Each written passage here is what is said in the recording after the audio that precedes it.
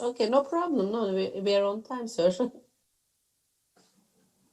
Yes, we are waiting for your presentation. Thank you.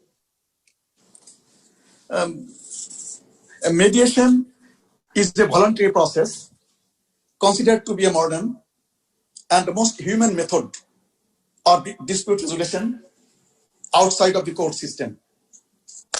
This is the only method that provides a complete confidentiality and encourages the parties to be actively involved to come to a solution through specialized communication and negotiation techniques provided by an impartial and independent facilitator, that is mediator. The ideology of mediation revolves around the following key aspects: costs, efficiency, retention of relation between the parties, management, confidentiality, breaking of deadlock, and enforceability of the resolution. From the initiation of a suit to obtaining a final remedy is a substantially costly procedure involving several dates for hearing, witness examination, judgment, or final decree. All this happens while the court is overburdened with several cases a day. Keeping a law practitioner on retainer throughout this time, along with obtaining, drafting, and presenting evidence, results in costs piling up.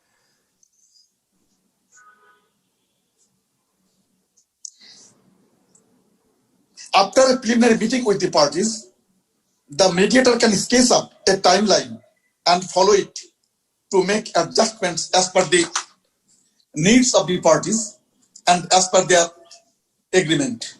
Mediation also allows the parties to be the ones to manage the time when and where the dispute sits. Another attractive prospect of opting for mediation is the privacy it provides. The mediator is not only bound by the confidentiality clause over the whole process, but also to each party respectively. Whereas a court proceedings would lead to the matter to be in public purview. That is not the case with the mediation. This privacy towards each of the parties individually provides the opportunity to break deadlocks, if any, in the process. The mediator can perform subtle diplomacy, that is, hold private meetings with each of the parties to unify their final needs and provide a mutually acceptable solution. At the end of a mediation, the outcome is recorded on paper and signed by the parties once the outcome is reached. This document is binding on the parties and can be easily enforced even through a court of law. Over the time, mediation has developed in numerous methods to cope with the difficult and unique requirements of different types of disputes. Evaluative mediation focuses on the predicament of the parties are facing. The mediator will view his option on what should be the outcome if the parties are to go to a court of law, and on the other hand, the settlement options he can offer the parties to explore. In facilitative mediation, the mediator does not provide options of settlement to the parties, but encourages them to converse, ensuring a safe environment to discuss the issues without reaching a deadlock. However, what is to be discussed and not discussed are still arranged by the parties, ensuring fully privacy and confidentiality. When the communication and relations between the parties break down, they can opt for transformative mediation. This method is useful for continued interaction between the parties, especially when they are commercially involved. The outcome is measured by the parties feeling good about themselves. This method has also seen success in improving installment in family case disputes. Narrative mediation takes a creative approach in dispute resolution as it diverts the parties away from the problem and focuses on narratives, storytellings to solve the underlying problem.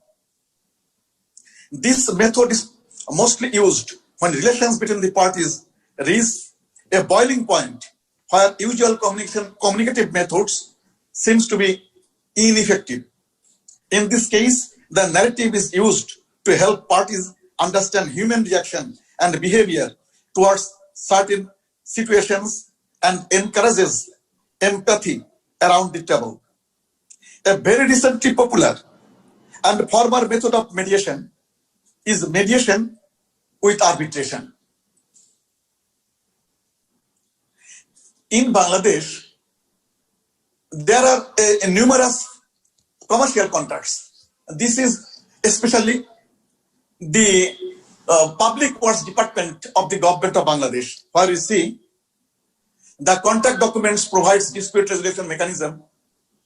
Initially, they start with mediation, and it is specifically provided if the mediation fails within a particular time frame, then any of the parties can resort to the provision for arbitration provided therein. So, like the name suggests, the method uses mediation, and if that fails, moves on to arbitration. Another more formal method of alternative dispute resolution outside of the court. Here, settlement is more or less ensured. Parties may be discouraged by their mediator. The mediator is in possession of critical confidential information of each party while sitting as an arbitrator later on. However, this problem is usually worked around by the impartiality of the mediator is trained to provide. If the mediator, in case of arbitration, arbitrators are appointed by the parties concerned. In case of a panel, the third arbitrator is appointed by the parties on consensus. So if the mediator earns the confidentiality and trust of the parties, then in this system, in this process, the mediator can be appointed by both the parties on consensus as the sole arbitrator. And then he can better provide a settlement of the dispute which is more just and acceptable to the parties.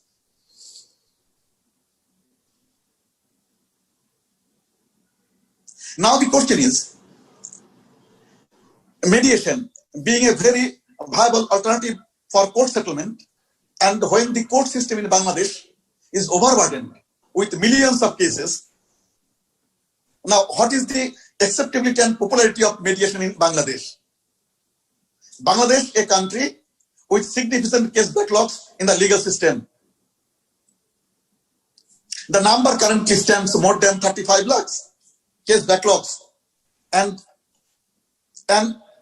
on an average 5 years to gain remedy from the day of institution of a suit. For a single judge, there are over 2,000 of cases to handle, given the current allocation of judges and the number of cases pending.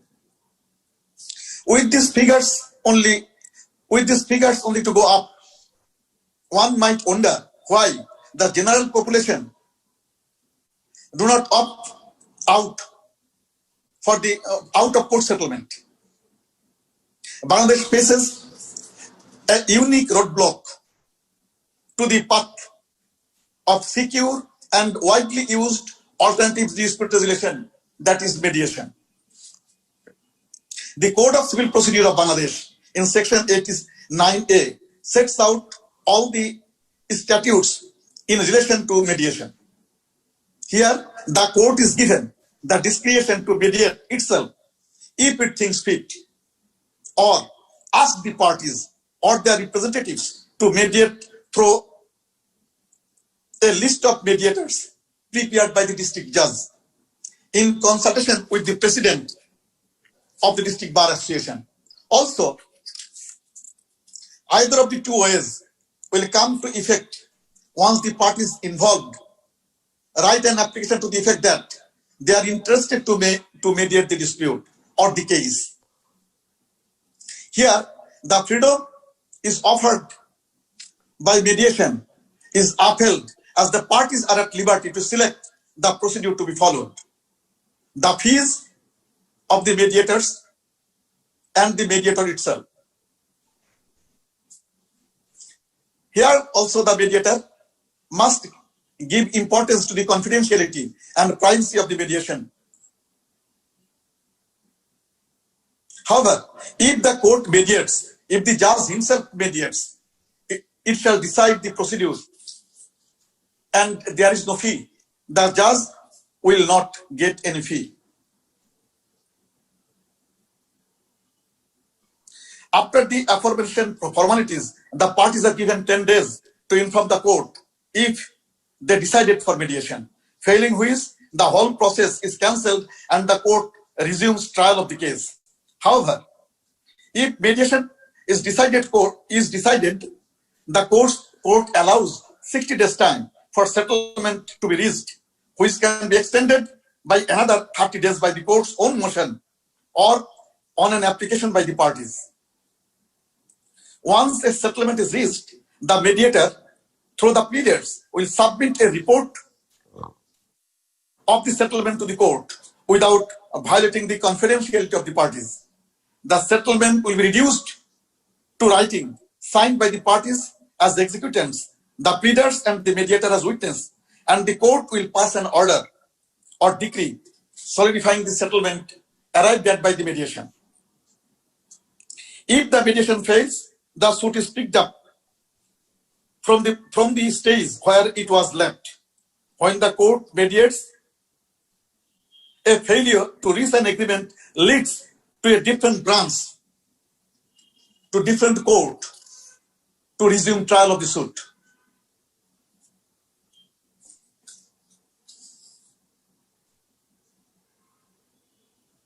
If a suit is decided on mediation, then the plaintiff is entitled to get back the court fee he paid on the suit within 60 days. As per the Code of Civil Procedure, the statutory guidelines for mediation are sound with the exception of making mediation binding. Many countries have, because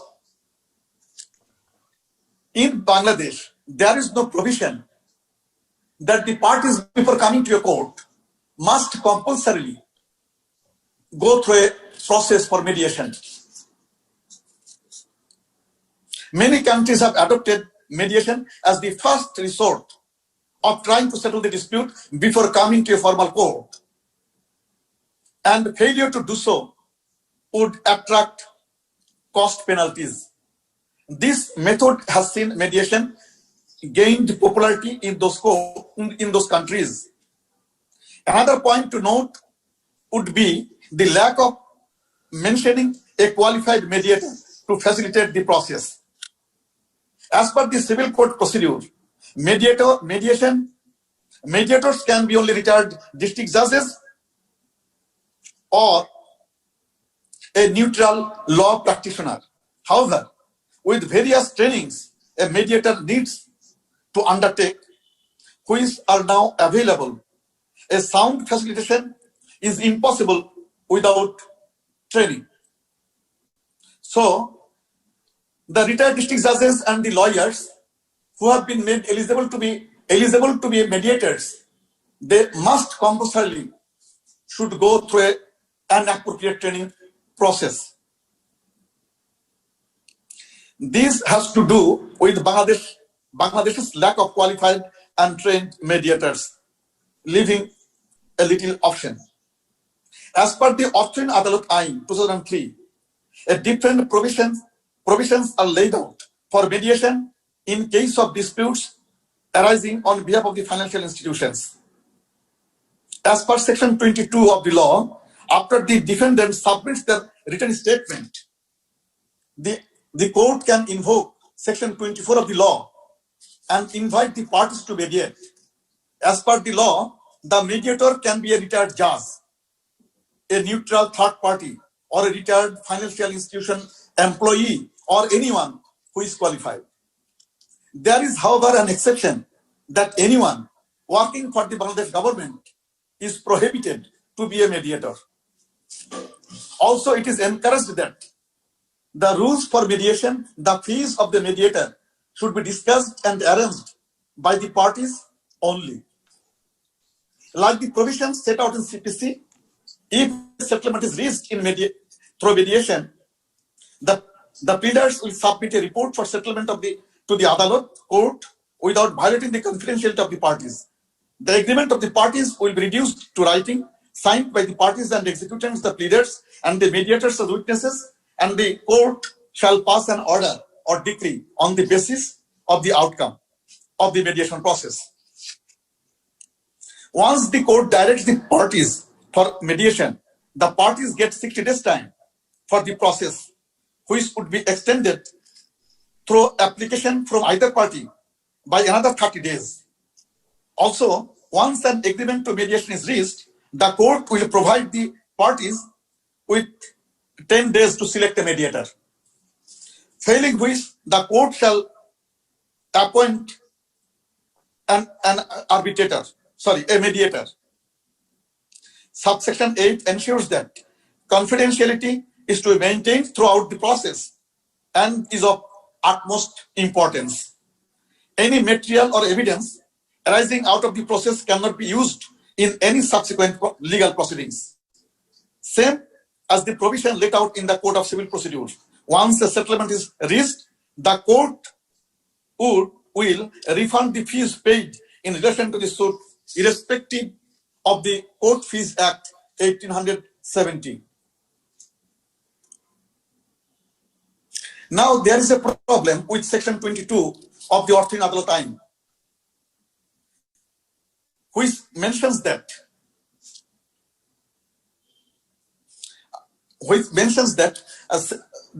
subject to section 24,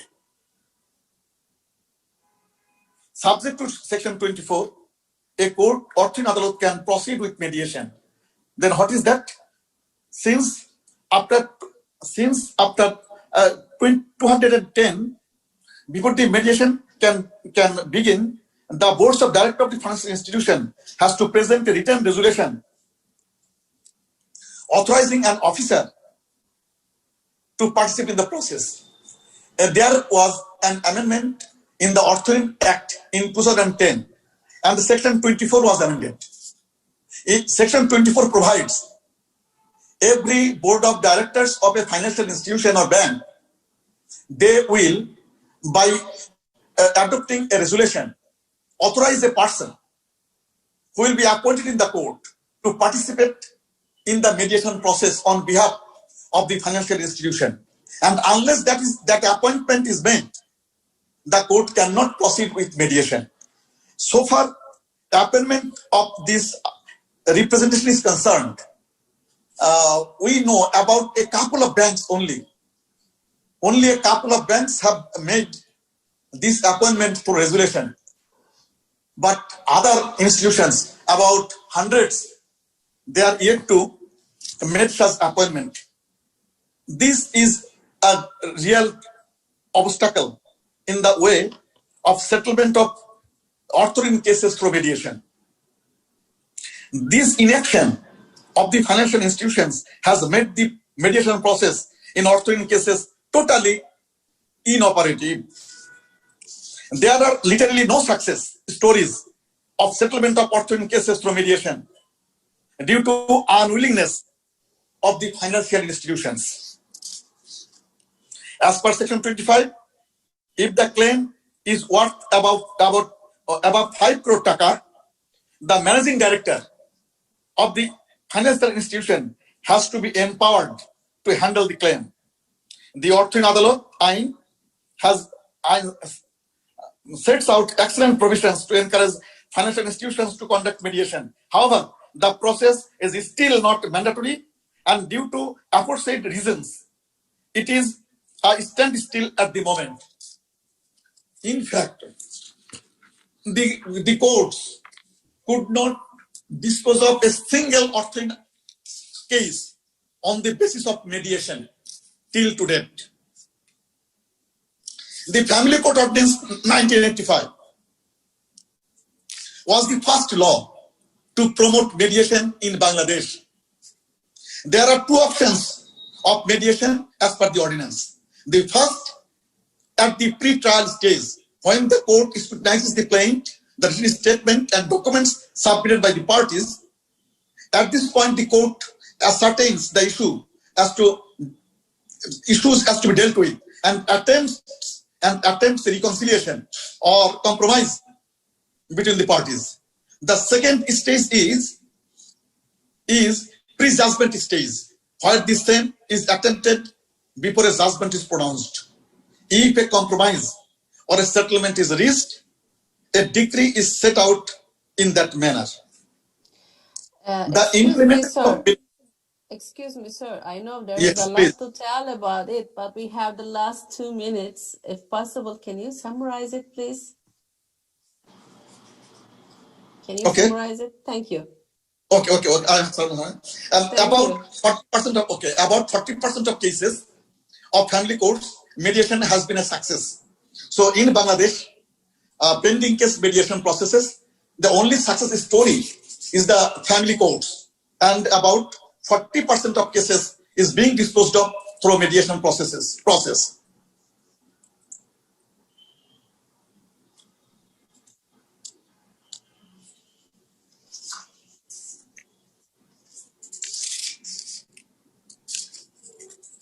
A key roadblock for mediation in Bangladesh would be the so-called culture of harassing a party in court.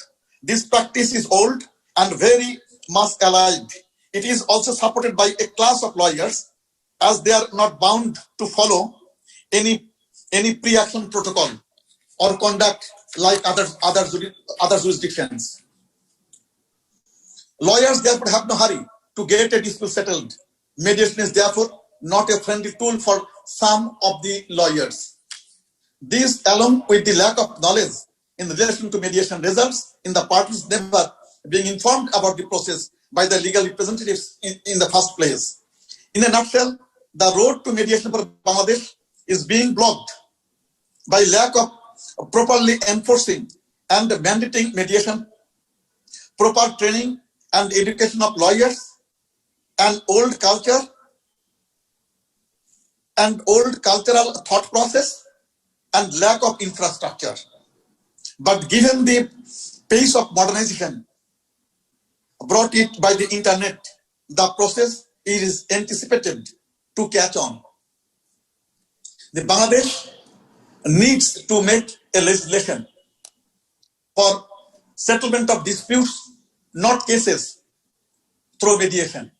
At present, we don't have an effective law which makes settlement of a dispute through mediation enforceable directly without intervention of court. And secondly, we need to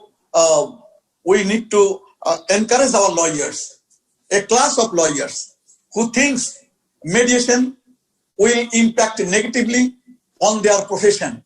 They will lose cases and they will be professionally affected. This mindset will have to be changed through proper interaction and training and sensitization of the lawyers of Bangladesh. Thank you. Thank you very much for your presentation and for your comments about the future of mediation for Bangladesh. And now my another honorable guest is Lady Justice